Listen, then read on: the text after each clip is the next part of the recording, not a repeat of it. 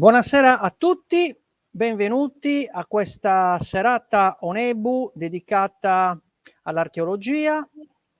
Abbiamo con noi un ospite d'eccezione, Gaetano Ranieri, l'ingegnere minerario che insomma è balzato agli onori della cronaca recentemente con gli studi che ha fatto con il Georadar a Monteprama. Aspetta un attimo Gaetano che si stanno iniziando a collegare, così parto anche col gruppo. Ok, partito anche il gruppo. Allora, un caro saluto a tutti, grazie per esservi collegati. Stasera iniziamo mezz'ora prima del nostro consueto orario, anziché alle 19 alle 18:30. Oggi è il giorno di inaugurazione e quindi avremo un pochettino più di spazio da dedicare al nostro relatore. Iniziamo direi subito mandando la sigla, rimanete collegati e partiamo subito.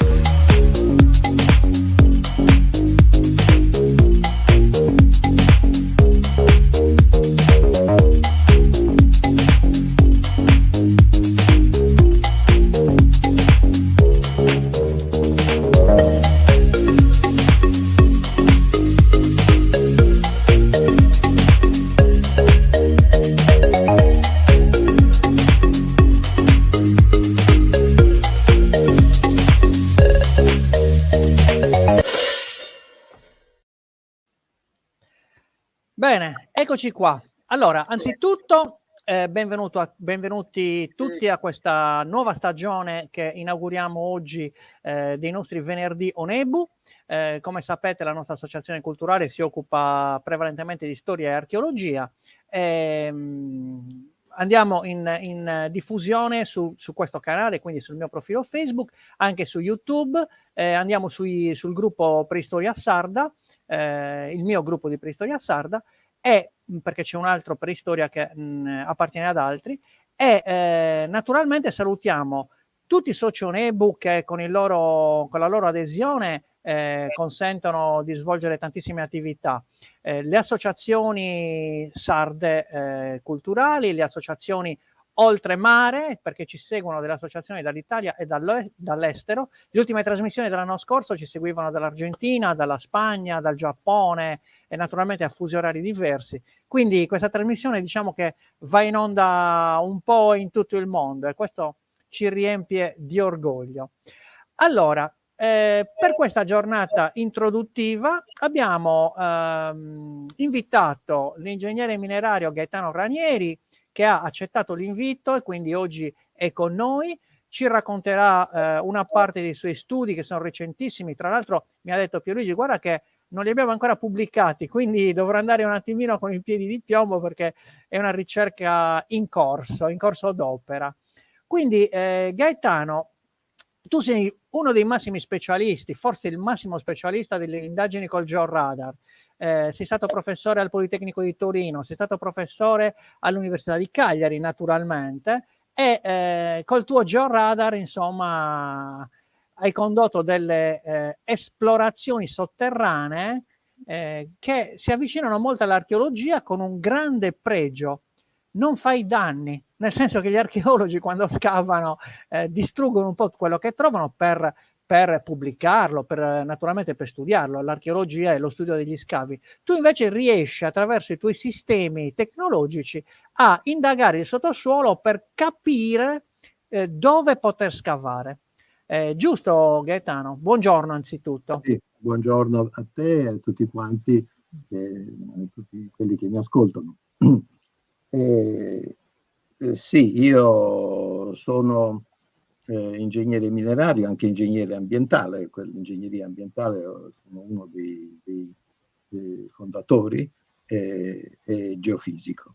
E quindi e sono stato prima a Cagliari, all'università, poi la cattedra a Torino, Politecnico, poi sono ritornato a Cagliari, sempre insegnando geofisica applicata o ambientale. Cos'è? È una materia abbastanza semplice, cioè utilizzando le leggi fisiche che sono incontrovertibili, note, qualche volta si studiano gli approfondimenti, eccetera, si va a vedere come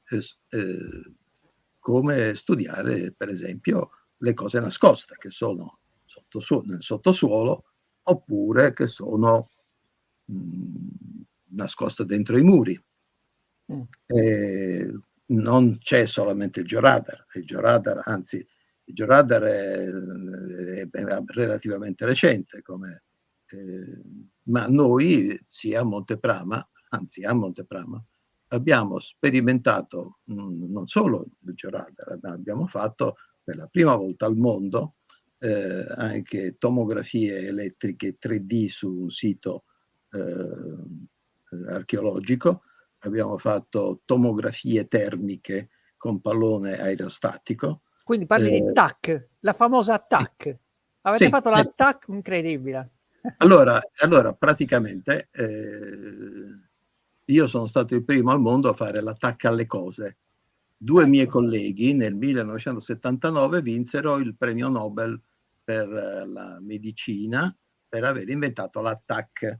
In realtà io non faccio un attacco, perché l'attacco presuppone che si metta la persona dentro un tubo, no? Per chi l'ha fatto. Nel tunnel. L'abbiamo fatto perché in questo tunnel e lì sono raggi X.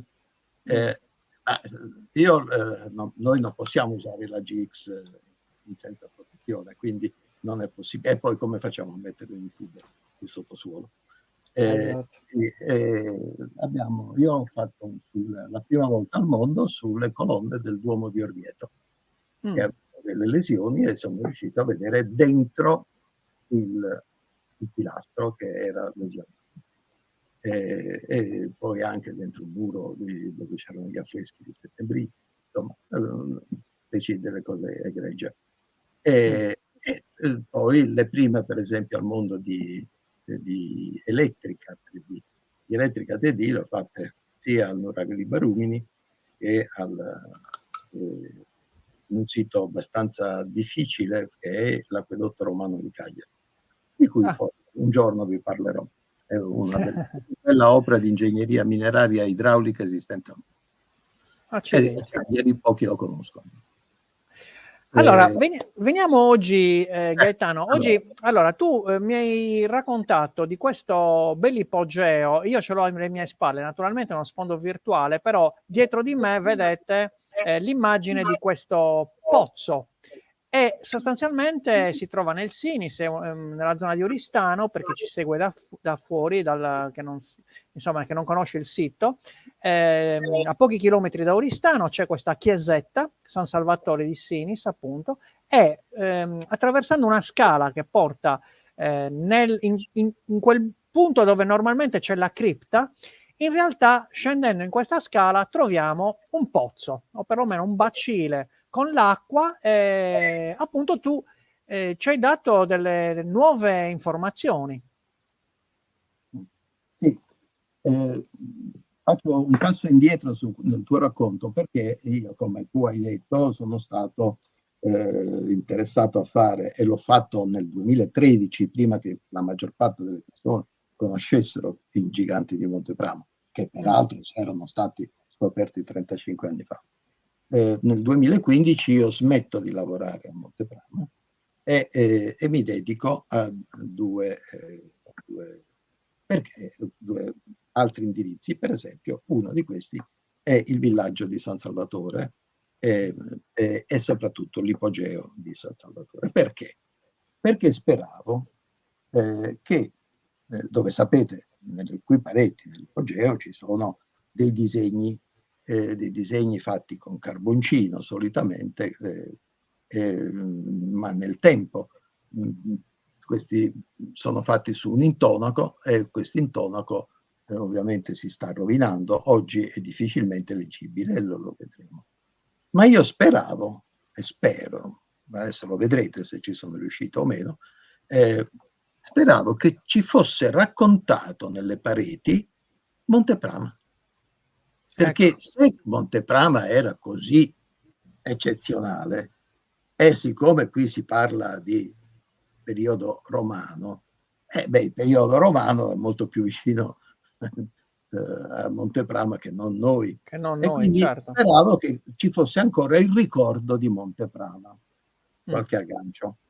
E quindi sono andato a Monteprama. Però sono andato a San Salvatore. Però San Salvatore era, come vi ho detto, ormai in forte degrado. Figuratevi che nel tempo ha subito di tutto questo povero monumento, eppure è uno dei più bei monumenti della Sardegna. Per esempio, addirittura ho letto inorridendo che è stato addirittura usato come deposito di letame nel passato, quindi vi lascio immaginare l'effetto fatto sulle pareti ai disegni. Allora bisognava trovare un sistema nuovo per poter leggere quello che c'era rimasto. Magari, perché altrimenti quei pochi che si vedono non c'è niente che ricordi Montepramo. Va bene, allora, che cosa abbiamo fatto? Abbiamo fatto innanzitutto uno studio generale di tutto l'ambiente. Abbiamo fatto un rilievo aereo con una tecnica nuova di una interferometria fotogrammetrica. Praticamente le 3 dimensioni vengono definite ai 3 centimetri.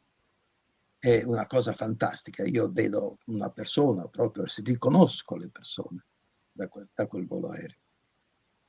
Poi abbiamo fatto il georadar nella versione StreamX, cioè quello a 16 antenne, 15 canali, subito dopo aver fatto Monteprama. E poi abbiamo fatto il rilievo scanner laser esterno alla chiesa e al villaggio, il rilievo scanner laser nella chiesa all'interno, scanner laser all'interno dell'ipogeo. Abbiamo fatto georadar nelle pareti dell'ipogeo, anche naturalmente con diverse antenne, con diverse tecniche di alta frequenza, molto definite. E poi georadar nella parete, nel pavimento della chiesa, georadar nel pavimento dell'ipogeo. Abbiamo fatto poi la bellezza di 13.460 fotografie all'infrarosso, a 3 infrarossi, 2 ultravioletti, un visibile. Inizialmente avevamo usato la mia macchina Nikon, io l'ho mandata negli Stati Uniti dove l'hanno aperta e ci hanno messo questi filtri all'infrarosso. Ma abbiamo studiato il modo di poter energizzare, quindi in realtà non è stata una ripresa fotografica, è stata una tomografia fotografica. Praticamente prendendo diverse frequenze dell'infrarosso, noi siamo in grado di leggere poco a poco, sempre più in profondità, quanto più bassa è la frequenza.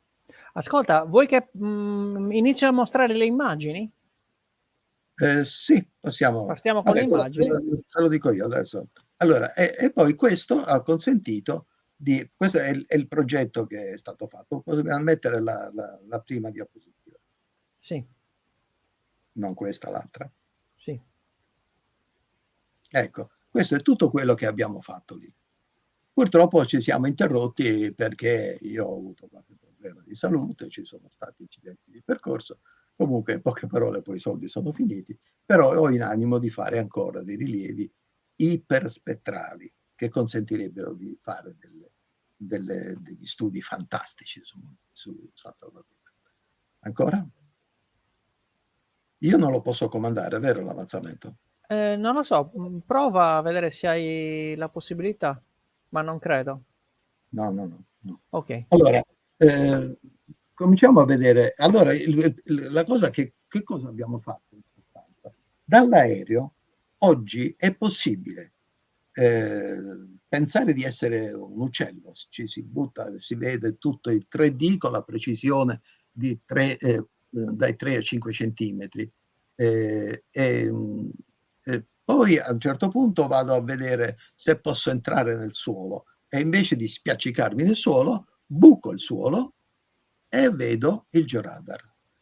E dentro i dati radar organizzati in un certo modo, e questo per esempio era quello che avrei voluto fare. Purtroppo ci sono tutte, saremmo dovuto essere in presenza, perché il programma che fa queste cose qui, capite bene, è molto ma molto pesante. Parlo di 2 giga, quindi non era possibile Non era mandartelo. proiettabile, certo, Quindi io lo posso proiettare, ma sul mio computer. certo. E comunque qui vedete, alla fine dovevamo integrare tutti questi formati, e io oggi dall'aereo posso vedere cosa c'è nel sottosuolo dell'ipogeo, nelle pareti, i disegni che ci sono, eccetera. E più altri sistemi che sono serviti a una musealizzazione nuova, diversa, tutta digitale, ma intrigante. Tu puoi vedere con i soliti visori, oppure puoi stare lì con un'app e li vedi sul posto. Bene, allora questo è, guardate come è organizzato il radar, vedete che tutte queste ripresentano muri che sono fino a 3 metri di profondità, e quindi vede che nel villaggio ci sono ancora molte cose da vedere. Poi si va a vedere questo che vedete in rosso più acceso, dove c'è la protezione, una specie di protezione che hanno fatto all'ipogeo. C'è l'ipogeo. Sotto il Avanti. cortile, Sì. sotto il cortile. Sempre riguardando tutto il villaggio, abbiamo diviso a 50 centimetri, 1 metro, 1 metro e mezzo, 2 metri, 2 metri e mezzo, 3 metri. Tutte le mappe che si trovano. E io posso anche fare come una talpa, cioè questo è tutta la geofisica fatta senza il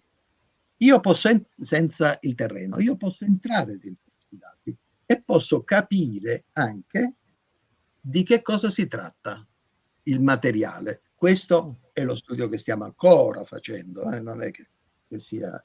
Sì, diciamo che questa è un'anteprima che stai facendo, Sì. infatti eri un po' titubante quando te l'ho chiesto, però dai, ci stai facendo un bel regalo. Volare nel sottosuolo, questo è cioè, allora io entro dentro questi dati georadar attraverso, l'ho fatto anche a Monteprama, si attraversa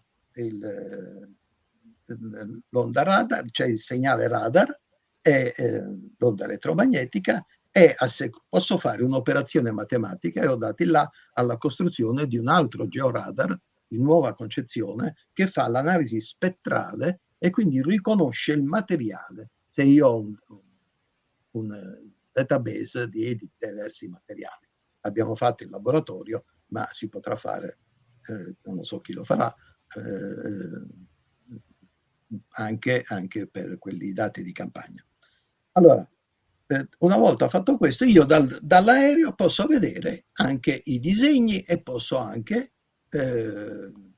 fare delle considerazioni, al limite parlando con delle persone. Io questo l'ho pensato per i disabili, perché sappiamo bene che lì ci sono delle scale E non si può accedere, certo. E allora questa app ti consente di vedere il sottosuolo insieme alla persona disabile. Bene, via.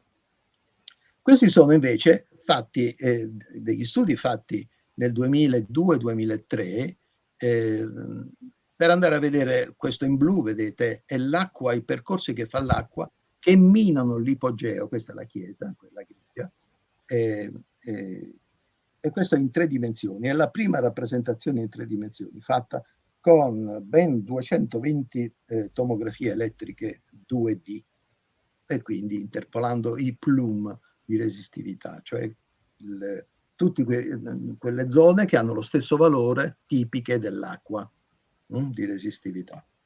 E la stessa cosa per quanto riguarda invece il resistivo, cioè il resistivo che è il vuoto o la muratura. Il vuoto o la muratura dà valori resistivi alti, l'acqua dà valori resistivi bassi. Ancora? Ecco, questa nell'immagine di sinistra vedete che questo risale al 2003, è stata fatta una tomografia downhole. La prima la feci durante la costruzione del metropolitana di Milano, Corso Lodi, e da cui si vedono qui, vedete quella parte rossa e nera sospesa nella parte alta di quella mappa. Quella è una sezione verticale e fa vedere che questi sono muri, quelli rossi e neri, e quello che sta sotto invece è un terreno di riempimento probabilmente della quella a destra invece è una pianta dove si vede che il bianco misura a valori questo è sempre di velocità basse. Vuol dire che c'è un vuoto, perché la velocità delle onde sonore nell'aria è più bassa di quella che si trova nei muri. Vai? E così via. In base a questi dati, Donatella Salvi della sovrintendenza nel 2000 la facemmo, però nel 2000 l'abbiamo pubblicata nel 2015, quando lei è andata in pensione. E trovammo, in corrispondenza delle anomalie che abbiamo visto prima, trovò delle vasche come se ci fossero delle piscine, delle terme, smaltate anche addirittura. Ancora? Non potevamo che fare attenzione anche al fatto che l'intonaco sulle pareti dell'ipogeo si sta sfaldando nel tempo, anzi, dopo vedremo un'applicazione singolare. Bisogna stare attenti perché la gente lì ormai li entra, tocca, eccetera. Abbiamo fatto delle tomografie termiche contando il fatto che il calore, riscaldando con la stufa all'infrarosso termico e vedendo la restituzione con delle termografie. Delle termografie nel tempo danno una tomografia. Queste zone qui sono zone di distacco, di prossimo distacco. Quindi nel restauro è una cosa essenziale, se no continueremo a perdere pezzi. Via ancora? Questo invece è il georadar fatto attualmente, non parliamo più di quelli del 2003, siamo ritornati qui e abbiamo fatto questa linea giallina che vedete è il limite dell'ipogeo. Tutto questo è della chiesa, però come vedete il radar sono tanti mattoncini. Noi abbiamo studiato un modo particolare, abbiamo compresso tutto il segnale in tanti mattoncini e quindi a seconda se sono molto rossi, quindi molto intensi, noi abbiamo, c'è il posto del muro e quindi vedete qui le mappe dicono che oltre alle stanze conosciute dell'ipogeo, che sono 5, ce ne sono altre e una è proprio quella che nella zona di sinistra, che addirittura sembra avere una discesa verso, chissà, un'altra piscina. Via. Ecco, vedete, questa è la discesa, si vedono i gradini e sta qui. Questo qui sta sotto, a 1,40 m sotto la superficie della chiesa. Questa qui invece è alta 3 metri, l'ipogeo. Quindi è sospeso quel nero che vedevamo prima. Questo invece è tutto il georadar fatto nelle pareti. Ognuno di questi volumi grigio e rossicci, no? E anche di questi verdi, sono blocchi di dati georadar, sono miliardi di dati. Se io volessi sapere cosa c'è dietro questa zona, in uno di questi punti, per esempio in un blocco di questi verdi, cosa c'è? Io potrei scorrere e per vedere partendo dall'alto verso il basso o viceversa, o addirittura entrando nel muro, tutte le anomalie geofisiche. È una cosa incredibile quello che straordinaria. Bene, continua. Ecco, questo per esempio è l'ambiente, sapete che la stanza più grande, detto ambiente 3 da Doro Levi, è quella dove c'è il pozzo, un pozzo nuragico con simboli fallici, e un altro è messo vicino all'altare, perché questa stanza ha anche un altare dove un tempo si faceva messa. È un altare di epoca probabilmente bizantina. Bizantino, certo. E però è interessante. E questo invece è Gio Radar sul fondo. Fa vedere che queste due stanze hanno una specie di abside. Ma perché? Perché sul fondo ci sono due pozzi, uno da una parte e uno dall'altro, in asse con quello centrale noto, quello che si vede anche dietro di te. Sì, quello del mio sfondo, esatto. Sì, ecco. Ancora, e questa a 1,50 m, vedete che qui c'è una rete elettrosaldata, evidentemente che si vede, e però si vedono i segnali di acqua, quella azzurra, e verde il bordo del pozzo. Via. E questo invece parliamo di scanner laser. Guardate la bellezza di questo, purtroppo non possiamo vederlo muoversi, però questo è dinamico. Allora, qui vediamo, è fatta con la precisione del millimetro. Quindi guardate, ci vedono le persone, questo è vestito di rosso, questo le foglie degli alberi. Davanti all'ingresso. E si vede soprattutto le superfettazioni, si vedono tutti i blocchi di diverso materiale, lo vedete, di diverso, avvenute nel tempo, vecchie finestre, poi tappate e così via. E sotto vedete ovviamente all'esterno quello che noi abbiamo rilevato all'interno. Non potevamo andare come le talpe a fare il rilievo scanner laser. Purtroppo il scanner laser, non, ancora peggio della luce, non può entrare nel sottosuolo. Sottosuolo. Quindi questo, vedete, corrisponde a quella che vi dicevo, quella tomografia che avevamo fatto, dove si vedevano le vasche sospese a 1,40 m. Ancora?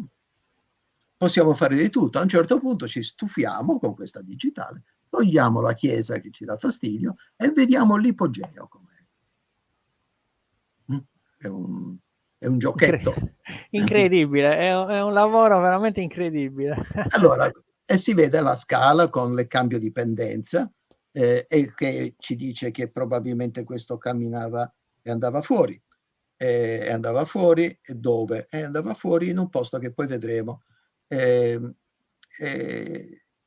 che ovviamente, quando è stata costruita la chiesa nel 1634, mi pare, la chiesa non ha niente di veramente pregevole. Tra l'altro qui è stato anche sono stati fatti molti spaghetti western, perché c'era la zona dove molte case sono rimaste ancora con quella. Sì, San Salvatore era stato usato per un film western, ricordo, negli anni fine 70 e inizio 80. Andiamo avanti. Poi ancora, ecco, addirittura lo scanner laser con la fa vedere qui all'esterno, vedete questo è l'esterno.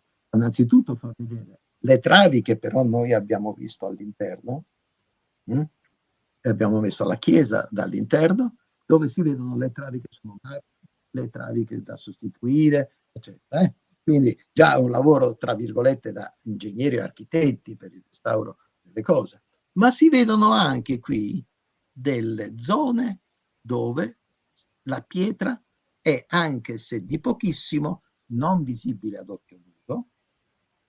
Quante volte ci siamo passati qui, nessuno l'ha mai notata. E invece adesso si può vedere che ci sono dei muri. Quindi la cosa continua. Via. Ma abbiamo fatto un'altra cosa, la tomografia elettrica 3D con circa 10.000 misure di resistività. Una cosa immensa, tutto automaticamente, fatta in un giorno.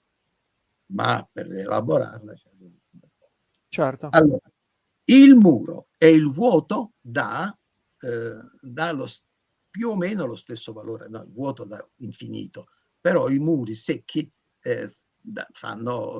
sono superiori a 3.000 ohm per metro, quindi è difficile poterlo distinguere e anche misurare con esattezza, perché se no dobbiamo usare degli strumenti ad altissima impedenza interna. Allora, tutti questi pallini rossi e poi gialli e poi verdi, a seconda dei valori di resistività, rappresentano o vuoti o murature. Se noi andiamo a vedere, l'ipogeo finisce qui, finisce, la vedete, non so come spiegarvi, è proprio quasi a metà ci sono quelle due rettangoli e poi le due zone absidate e poi la fine, l'abside. Sì, l'abside di chiusura. Ecco, però questo lo vediamo anche nelle sezioni, messo nello scanner laser. E vedete, questo è quello che ha scavato Donatella Salvi. Questo che ha scavato lo stesso Donatella Salvi è preciso, è perfettamente rispondente, ma si vedono anche delle cose sotto l'ipogeo, che sono probabilmente i pozzi. Ancora? Sono visioni da tutte le parti e vedete, ecco cosa si vede. Questo è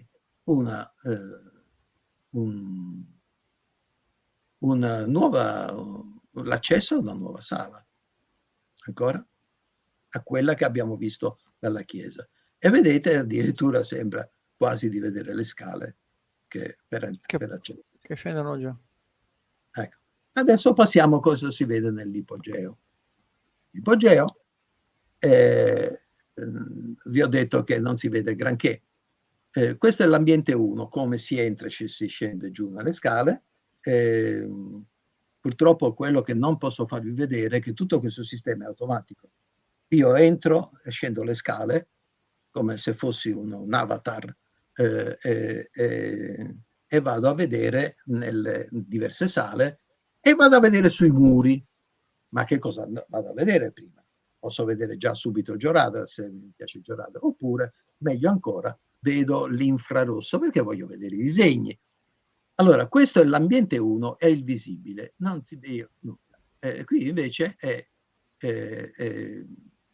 l'infrarosso a 850 nanometri. Qui Doro Levi fece delle fotografie con delle lastre fotografiche ad alta risoluzione, molto belle, ma nel 1935 poi Doro Levi dovette andarsene via, perché ovviamente essendo ebreo c'erano le leggi razziali e quindi andò negli Stati Uniti, ritornò nel 1949 e finalmente le pubblicò. Fecero anche erano bellissime, sono raccolte, ci sono dei libri, nelle fotografie originali non ci sono, però si possono scannerizzare le vecchie fotografie, abbiamo chiesto permesso. Bene, e diceva che questo era un personaggio da circo, però andando a vedere via, è la prima stanza a sinistra. La prima stanza a sinistra, mi sono dimenticato, appena si entra, compare una figura di cui diventa ricca questo posto, e cioè il Pegaso. Il Pegaso, il cavallo alato. Il cavallo alato. Il cavallo alato che è veramente, questo sono l'infrarosso, questo è quello che ha fatto Doro Levi. Ma qui si vede il cavallo e si vede, Doro Levi ne vede uno solo. Ma qui se uno va a vedere le zampe, le conta, e sono 6. Qui il cavallo alato ha le ali chiuse, il primo cavallo, ma le altre hanno le ali spiegate. E l'ultimo che si vede qui, malino, ha delle ali molto molto grandi. Quindi è una famiglia di Pegaso. Che cos'è il Pegaso? Carl Jung, torna un po' indietro. Sì, scusa. Carl Jung, lo psicanalista, diceva che lo zoccolo di Pegaso feconda l'acqua. Questo Doro Levi l'aveva preso per un incendio addirittura, perché non si vedevano delle fiammelle. E invece sono gli zoccoli del cavallo che fecondano l'acqua. Quindi questo è il primo segno che qui dentro è questo monumento è dedicato alla fecondità.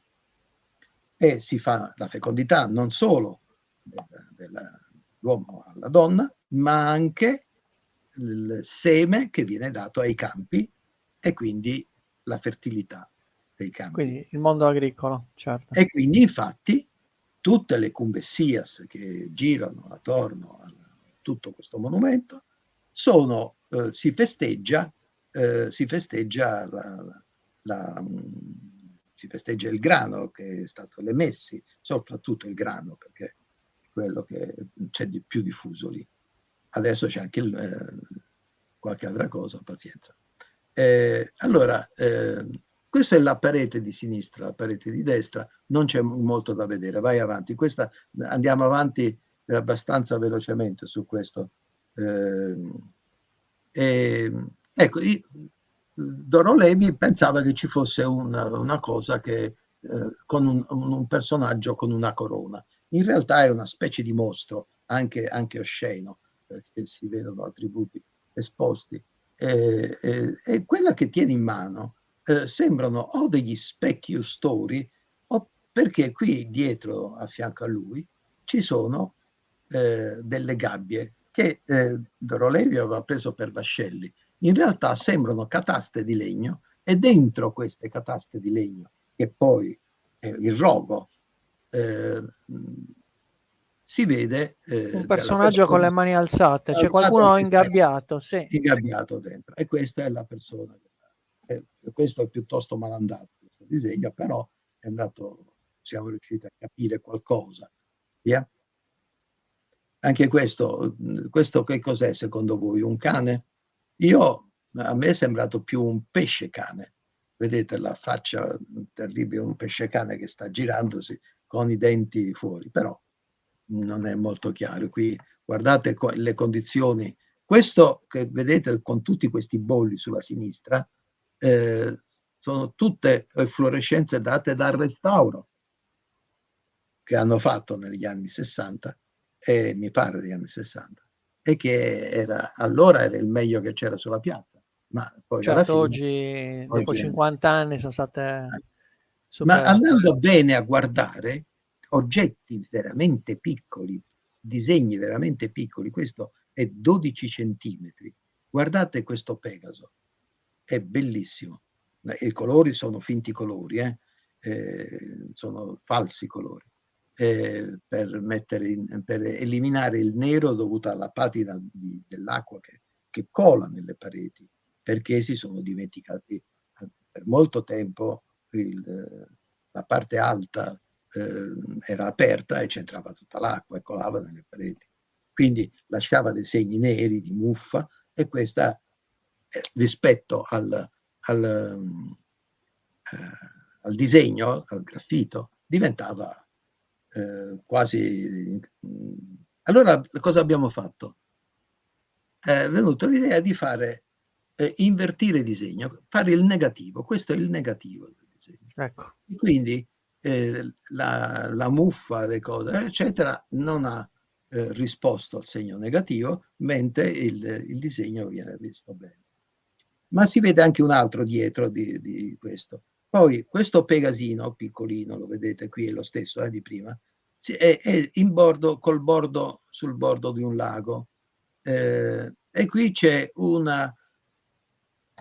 non si capisce se è una pavoncella oppure se è, perché anche la pavoncella è segno di fertilità, oppure sembra un airone che ha sul becco, non so se vedete la parte alta, tutto Sì, è in bianco, alto al centro. si vede un pesce. Sapete, lo stagno di Cabras, che era il posto più pescoso del mondo, si andavano a prendere i pesci con le mani, tanto non ci stavano dentro.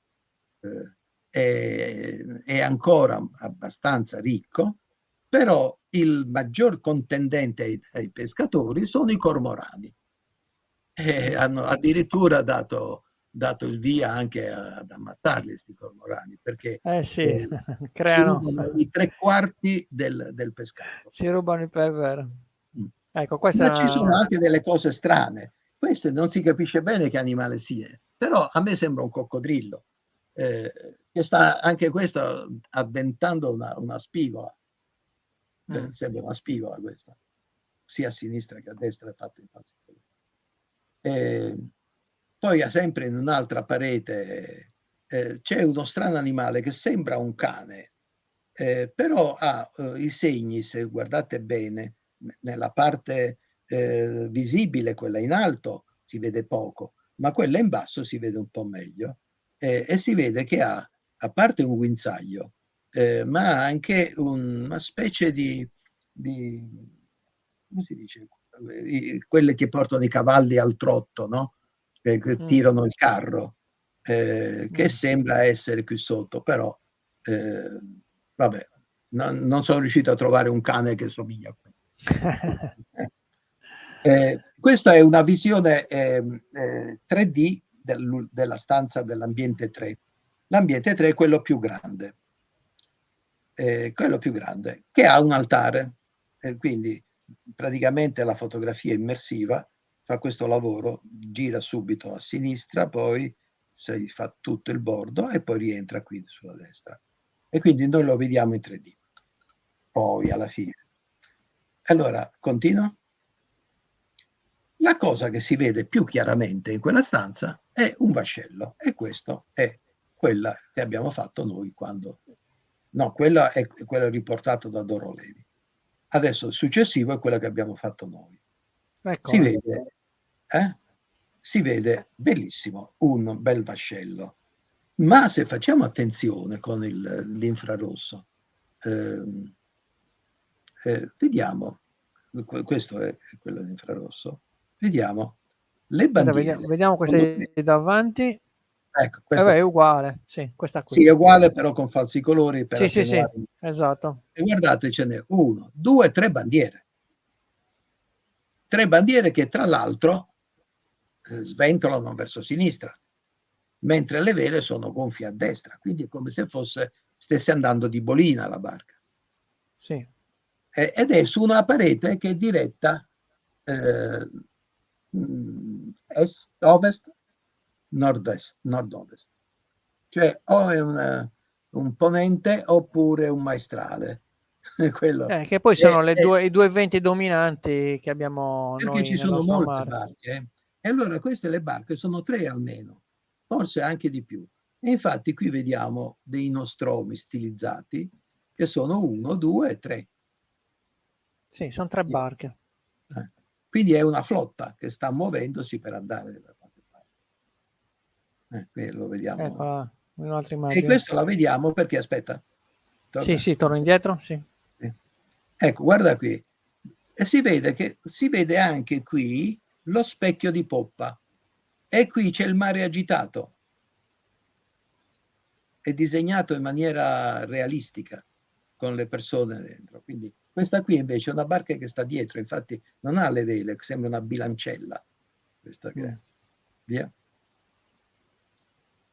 Sopra l'altare una sorpresa. C'è una scritta in arabo. E allora una mia collaboratrice, Ajar, marocchina, ce l'ha tradotta. In nome di Dio misericordioso e clemente, non c'è altro Dio fuorché Allah, e che Mohammed è il profeta di Allah. Attesto che il paradiso esiste realmente e l'inferno esiste realmente. Quindi Ci man- un arabo che è arrivato lì e ha fatto una preghiera. Ha fatto una preghiera sopra l'altare cristiano, l'ha messo. Okay, Non ha messo, ha buttato giù l'altare. sì, Perché molto loro interessante. non si sa quanto è questo, però sembrerebbe del 1000, intorno al Magari 1000. in occasione delle incursioni arabe, chiaramente. Certo. E un'altra cosa interessantissima che può far sobbalzare qualcuno è che dietro l'altare cristiano siamo riusciti a fare con molta difficoltà, avvicinandoci molto e facendo tessere più piccole, quindi tutte le tessere di 1 metro per 70, abbiamo ricomposto tutta quanta anche la volta. E ci siamo resi conto che dietro l'altare, con fotografie piccole, più piccole, abbiamo fatto un mosaico ed è venuto fuori uno sprofondamento. Uno sprofondamento e poi dei naufraghi. Vedete le barche? La qualità non è eccezionale. Perché? Perché devi stare lì dietro. Beh, con poi la bisogna musica, abituare l'occhio, eh. Sì, sì, sì. Qui si vedono delle barche con delle persone. E ancora, se uno sale sopra, indovinate cosa vedete? E cos'è questo? Un altare. Vedete queste colonne a tortiglione? Sì. E al centro cosa c'è? L'uomo elefante con le 3 piume. E chi è? Ganesh. Ganesh della religione indù. Cosa ci faceva un indù a Monteprama, cioè a San Sì, Salvatore? a San Salvatore. È una cosa fantastica. Questo vedete, adesso forse c'è l'immagine ancora. Ecco. Ma a fianco a Ganesh, ancora, vedete quanto è rovinata, tutto questo è tutto colatura di acqua, di cose. C'è un'altra figura. Questa è Palavi, Eccola. la madre di Ganesh, moglie di Siva, della Trimurti. Cioè, è una cosa straordinaria. Okay. Ancora un'altra cosa straordinaria. Questa è l'unica cosa che descrive Doro Levi. Navi. Naviglio. Ma per uno, io sapete, sono nato a Napoli, però ho frugato un pochettino su questo perché ci ho messo parecchi giorni. Vai avanti. Vedete, questa qui è la fotografia come si presenta adesso e questo è l'infrarosso. Andando più di dettaglio, vedete che a Ecco. un certo punto, guardate questa forma. Cosa vi ricorda? Questa forma in alto. La forma del Vesuvio. Ah, proprio in cima. Sì, In sì. cima.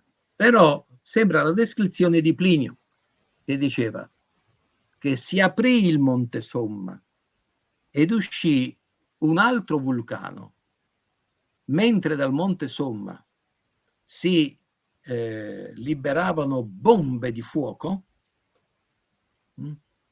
quest'altro vulcano eruttava lapilli, cioè pietre. Quindi questa può E essere una descrizione, un racconto dell'eruzione del eruzione del Vesuvio Vesuvio del del 79. 79 d.C. Naturalmente, se è sopravvissuto questo, chissà quanto tempo dopo è arrivato qui. Certo. Quindi sarà Aspetta, Gaetano, c'è una domanda di Valeria, la metto sotto in sovraimpressione.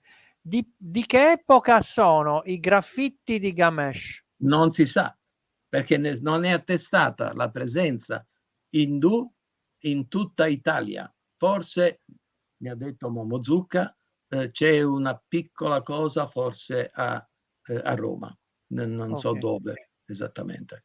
ok. Altre E navi? questo Ah, ok, è sempre la stessa immagine. e addirittura si vedono anche le navi che raccolgono i naufraghi, esattamente con la stessa tecnica che viene proposta oggi come salvataggio nel caso di eruzione del Vesuvio. Ecco, quindi proprio Useranno le navi. incredibile. Incredibile. Ecco, guardate, Ecco queste qui ancora, sono sì, le sì. bombe, perché non è colatura questa, sono proprio perché la colatura sarebbe verticale, non scenderebbe così.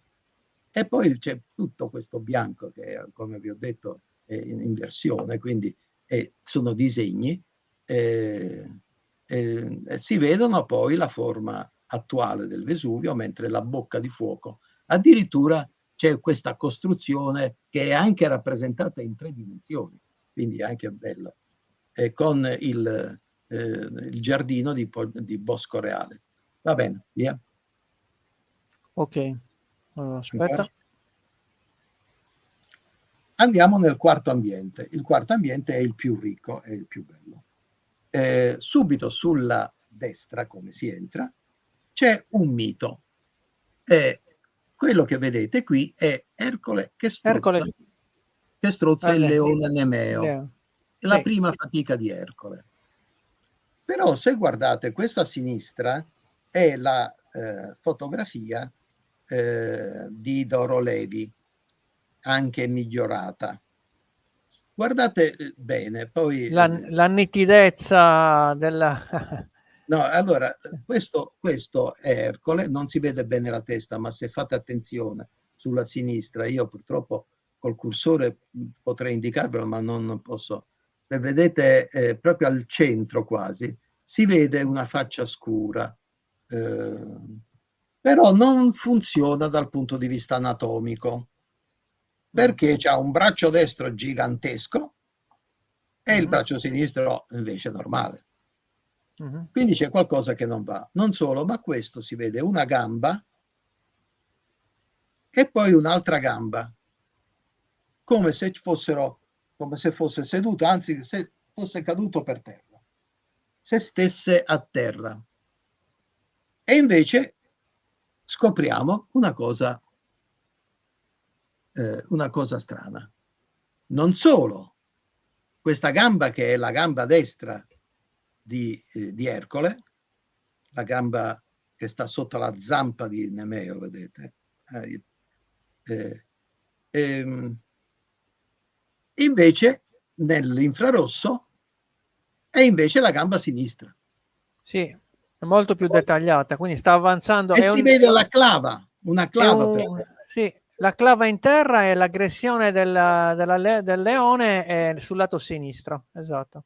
È a torso nudo con degli slip, addirittura. È un perizoma, sì. Perizoma, e poi la testa è qui nell'angolo, perché è posta più indietro rispetto alla... Allora, è una specie di pentimento questo, come lo chiamano i pittori. Studiosi. E cioè, perché era brutto far vedere Ercole steso per terra col leone sopra. E l'hanno rimesso dentro in piedi. Quindi lui l'ha strozzato con la sua forza il leone. Questa è una mia interpretazione, però e si vede chiaramente. Guardate come. Ma la cosa interessante anche per quelli che sono esperti, vai un po' indietro. Oh, scusa, aspetta. Guardate alla base abbiamo visto una scritta. Abbiamo trovato 5 scritte difficilissime da tradurre. Interpretare. Da interpretare. 5 scritte diverse, non solo per questo. Va bene, ancora. Ok, si vede in questa. Ok, in quella a destra. In quella a destra, giù. Sembrerebbe che fosse una scritta cipriota, cioè assomiglia un po' a quelle che ha studiato Massimo Perna. Qui invece ancora un altro Pegaso che sta sul bordo del laghetto, questa che era da Doro Levi detta una barchetta, in realtà è una staccionata che recinge il laghetto. E qui ci sono non una, ma 2 fonti. Questo strano cavallo, che sembrava più un cervo all'inizio, era addirittura sellato. Sembra un'antilope questo. Sembra più un antilope. Però è sempre un Pegaso, perché ha un'ala si vede, e un'altra che il bianco in questo caso è tutto, si chiama crominanza, è tutta disturbo, cioè roba che non... Sì. Quindi, ok. Sto andando un pochettino più veloce adesso perché altrimenti non riesce a trasmettere. Dobbiamo fare ancora 35 immagini. Sì, non ti preoccupare, ci siamo. Okay. Allora, questo ancora a me è sembrato anche che ci fosse, diceva che ci fosse una donna nuda, invece è la chimera, perché Pegaso è cavalcato da Bellerofonte, vedete qui quasi, però si vede malissimo. Via. Finalmente è la cosa che tutti quanti portano a vedere, cioè lo sposalizio di Venere e di Marte.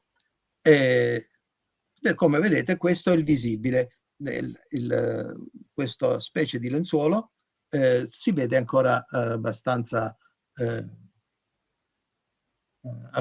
bene, però si vedono 3 figure. Ok, vai. Sopra si vede un cupido che agita un drappo, Eros che agita un drappo che, per festeggiare gli sposi. Questa è l'interpretazione che si dà. Via. Questo invece sono le fotografie di Doro Levi.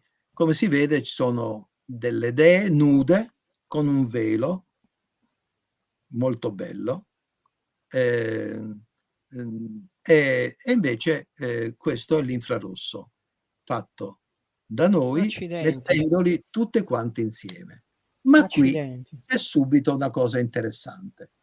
Innanzitutto da una parte e dall'altra ci sono dei leopardi, qui ce ne sono 3 e qui ce ne sono altri 3, si vedranno meglio dopo. C'è una scritta che sembrava una scritta fatta da un burlone, e più ci sono belle in 3 dimensioni perché sono la somma di tutti quanti gli infrarossi, e più si vedono 3 figure più una figura che Doro Levi diceva di una ninfa. Allora, la scritta, se vai avanti. Sì. Ah, no. Questi sono gli animali. Gli animali. Guardate, se vedete bene, questo assomiglia a quello centrale. Guardate, qui Sì. è la sinistra e la parete così com'è. Non si vede niente. Questo è com'è l'infrarosso, questo è com'è il negativo. Il negativo. Perfettamente. Si vede perfettamente che si tratta di un leopardo o di un ghepardo, ma ghepardi sono americani. Leopardo è africano anche, africano, asiatico, sì, di sì. Cartagine. Cartagine arrivavano i leopardi, facevano diciamo Sì, sì. lottavano. E poi questa qui addirittura, questa altra dea, non Venere, addirittura ha un cane con una catena bellissima, sembra un Labrador, ma non credo che esistessero i Labrador. In alto invece, ancora quasi in cielo, c'è un elefantino, quindi questo sembra più un ricordo diciamo punico, piuttosto che romano. Qui sembra che ci siano Giunone, ecco, quindi abbiamo visto bene tutte quante, le possiamo disegnare ormai bene, addirittura i collier sono bellissimi. Mi Ancora? ricorda molto i dipinti minoici, gli affreschi minoici, che sono 1000 anni prima, però No, le qui non donne viene con... niente. Per esempio il cane nessuno l'aveva mai visto. Sì, sì. E poi sì, Okay. l'ho disegnati in diverso colore perché appartengono agli infrarossi diversi, tranne l'ultima che è la testa di questo. Si vede una scala e poi ancora, soprattutto tra queste due, tra Venere e Marte cosiddetti, c'è una cosa che mi ha incuriosito, una specie di braccio, qualcosa che cinge, però sopra c'è la testa di un mostro, quindi non è una... Allora andiamo a vedere che cosa è. Il corpo però è sinuoso com'è. Vediamo che si vede una testa e la scritta Mars. Mars. Non è Marte. Marte, non è No, quello, solamente quello, della guerra. l'elmo, ma è nudo e con una coppa in mano e sta brindando, e c'è una donna che lo cinge dalle spalle, però gli hanno tolto la testa. Vedete qui, è bellissima questa. Questa è una cosa, una chicca, quella a destra. Eccola, qui si vede meglio ancora. Sì. Bene. Ancora? E vediamo i piedi. Nella città degli scalzi abbiamo trovato altro che piedi dei giganti con i calzari. Qui disegni dell'ipogeo con i calzari, guardate questi calzari, oggi uno potrebbe fare dei sandali così. Allora, qui c'è qualche cosa che non torna anche qui con i piedi, perché questo qui sembra che abbia 2 piedi sinistri, a meno che questo non sia tutte e 2 messi sopra questo poggiapiedi. E quindi che uno di questi piedi appartenga a quel Mars che stava dietro. Esatto. Sai? Ma non è l'unico. Questa a sinistra è la ninfa detta da Doro Levi. Doro Levi, e questo è l'infrarosso.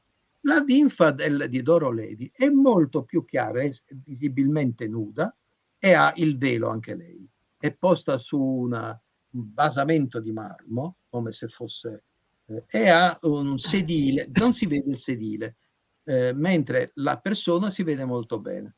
Nell'infrarosso si vede il sedile, il difos, cioè sì, si vede il classico sgabello, certo. Bello. Ok, e cosa sta facendo questa ninfa? In realtà non è una ninfa, perché qui adesso non lo so se si vede, c'è questo nebus che lo cinge, ma c'è scritto musa. Allora questa è una musa che sta una ispirando, ispirando i festeggiamenti dello sposalizio. E dove guarda? Guarda sulla parte destra. Andiamo a vedere cosa c'è nella parte destra. Eccola qui che guarda. Sembra che abbia le perle, in realtà. Una bella conciatura con le perle, sì. Si vede i boccoli addirittura con i capelli di dietro, bellissimo. Ritorniamo un attimo indietro, c'è una cosa interessante. Qui finalmente si vede la scritta e non è di un burlone. O è un burlone, però torna indietro un attimo. Sì, era sopra. Aspetta, ancora indietro devo tornare. No, allora è avanti. Ancora? Eccola qua. In hoc loco, senza l'H, dicevano hoc loco dedicatus est, però hoc loco dedicatum est. Invece pidicatum est, cioè in questo luogo è stato, diciamo,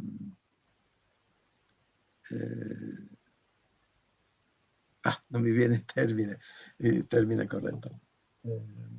Martirizzato. No, è il contrario, insomma. Glorificato. No, è un fatto vabbè, poi ti viene, sessuale, poi ti viene. sessuale.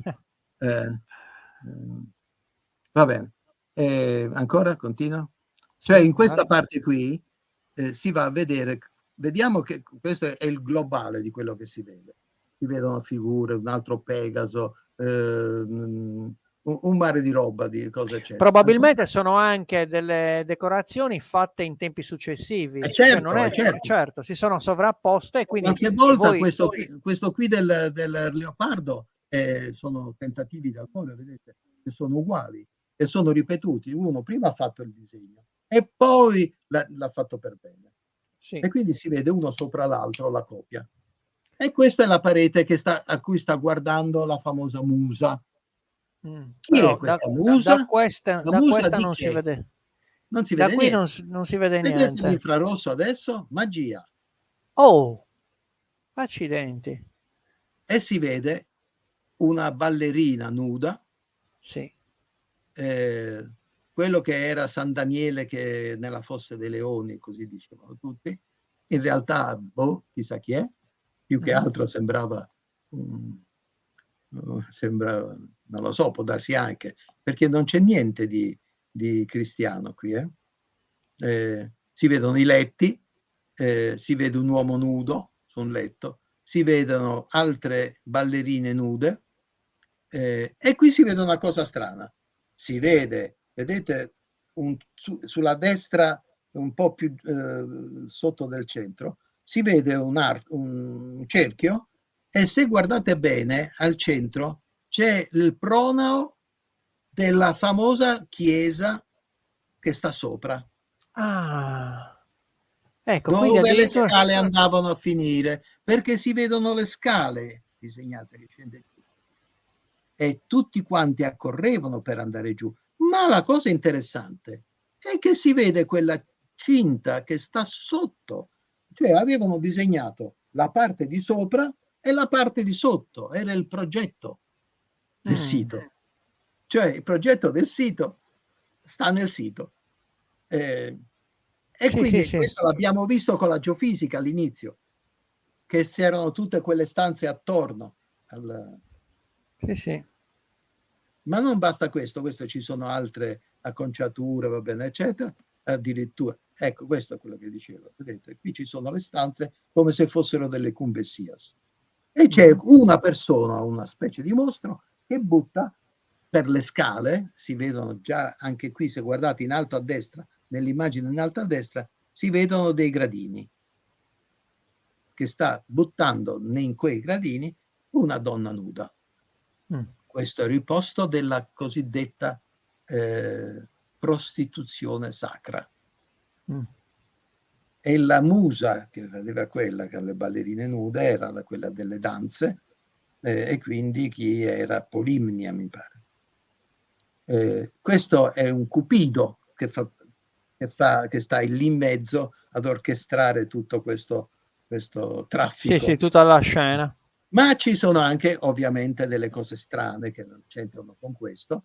Bellissimo questo veliero in un naufragio. Si vede, guardando quella a sinistra, si vede una nave sottosopra, la chiglia si vede. Sopra la chiglia si vedono delle persone.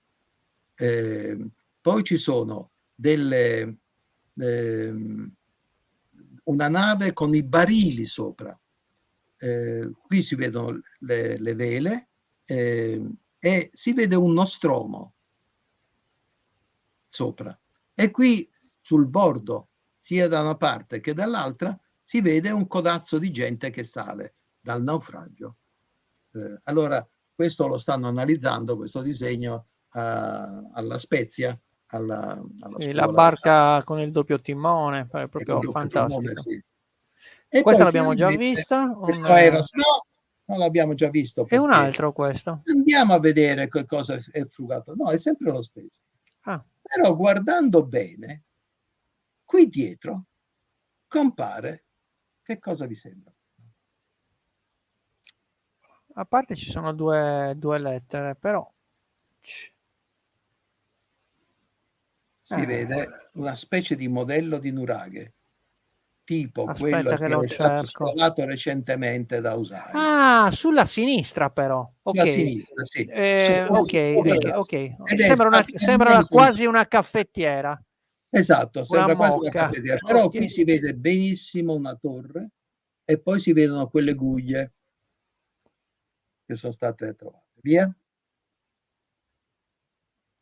Ancora, vabbè, la pavoncella, simbolo di fertilità, via. Ecco, qui ci sono i 5 Pegaso più interessanti, via. E i sandali, sia anche di Polimnia o della Musa, che si sta allacciando i sandali mentre è seduto sul Difos. Ancora? Eccolo qua. Vedete questa specie di caffettiera dietro che io ho fatto Sì. vedere in alto. Sì, sì, sembra proprio un modellino di Con nuraghe. questa scritta che sembra greco, però boh, nessuno è riuscito a tradurre. E qui invece siamo nell'altra sala e c'è un soldato, un cocchiere che ha vinto una gara e gli viene dato la palma del vincitore. Quale gara? Fa vedere la prossima? Vediamo la gara. È la gara di quadrighe. Le quadrighe. Oh, Guardate il cocchio che bello che è. accidenti. E questo è il mossiere che agita la palma. Hai vinto tu, no? La palma, Monte Prama, Monte delle Palme. Fantastica. L'unico aggancio, non dico che sia così, però questo è chiaramente di epoca romana. Questo, tra l'altro, è un auriga azzurro del secondo secolo, fine secondo secolo. Quindi la stiamo datando. E alla fine, proprio alla chiusura, per uscire, c'è un'assemblea di diavoli e di figure losche. Ecco, questi sono i due agganci. Siamo partiti da quell'aggancio e siamo arrivati a queste sì, che ci riporta a Montepramo. possibili, però sì, sì. è Però è da approfondire. E più Qui ci sono tutte queste scritte che nessuno ancora, questo dicono che sia romano così, questo cipriota, però nessuno riesce a tradurlo. Quello di sotto è cipriota. Questo in centrale. basso, in basso. Sì, anche questo centrale, esatto. Beh, se qualcuno poi riesce, questi qui saranno disponibili. Io contavo di poterli mettere animali strani. Poi ho fatto un gioco che è quello di andare per i bambini, di fare un'app che ho messo non sugli iPhone perché è difficile, su uno smartphone. Ah no, prima ancora. Doro Levi però aveva fotografato dei pezzi di intonaco, dove c'erano i disegni, che però sono crollati. Se noi facciamo un mélange tra le fotografie di Doro Levi, le fotografie all'infrarosso di 1, 2 o 3 infrarossi, noi abbiamo una rappresentazione di tutte le pareti che nessuno ha mai visto al mondo. Sì, ed è proprio completa. Ed è ancora continua. Eccola qua. Questa è perfetta. Ancora? E allora mi sono permesso di far giocare i bambini a cercare il Pokémon. Invece di andare a cercare il Pokémon a San Salvatore, può andare a cercare con l'infrarosso, che è nell'app, cioè ormai se tu punti, ti prendi l'app come entri, vai a inquadrare un pezzo di parete, riconosce la parete e compare l'infrarosso. Il primo, il secondo e il terzo infrarosso. E chi vince, chi lo trova prima, deve dare le coordinate, la stanza e dov'è, e vince. E questi sono i saluti finali. Allora, abbiamo fatto un viaggio veramente interessante, Gaetano, è un argomento dove ci sarebbe da spaziare tantissimo negli approfondimenti. Ho visto anche tante domande interessanti da parte del pubblico.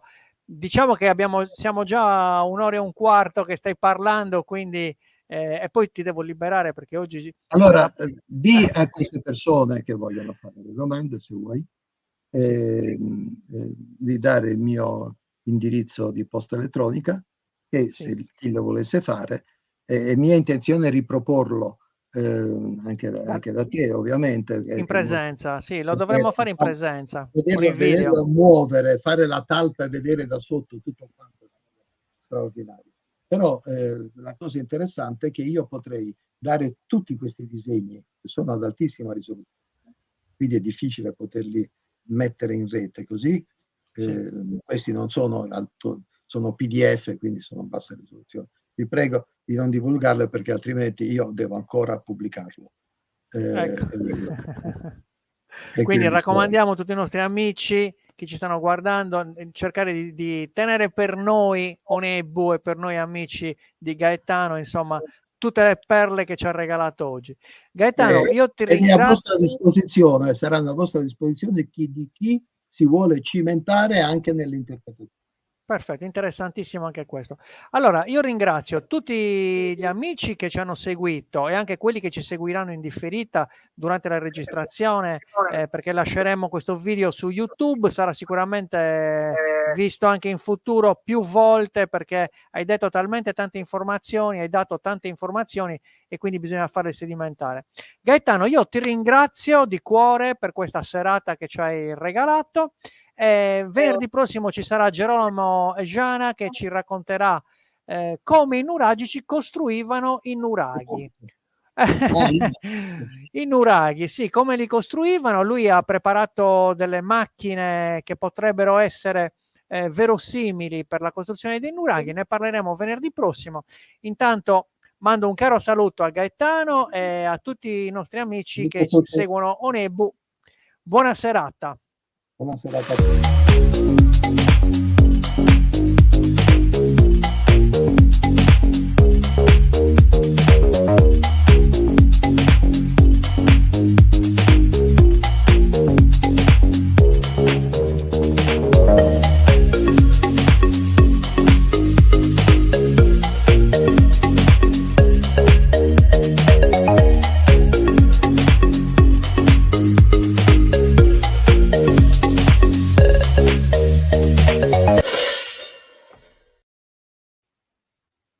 Ciao a tutti.